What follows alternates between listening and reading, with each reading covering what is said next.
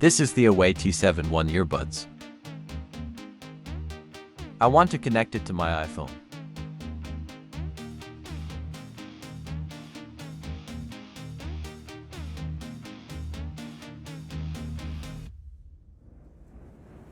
But the Awei T71 Earbuds device is not showing up on my iPhone. If you have the same problem as me, then let's see how to solve this problem. First, make sure your earbuds are connected to another device. If your earbuds are connected to another phone, remove them from there.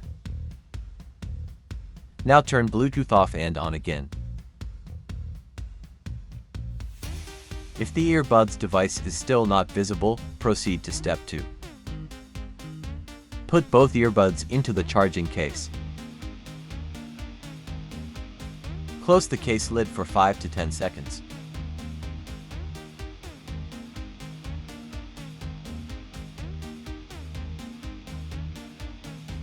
Open the case again.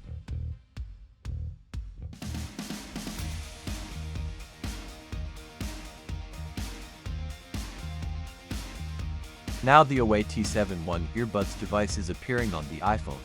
Connect it now. This is how you can connect Awei T71 Earbuds to iPhone.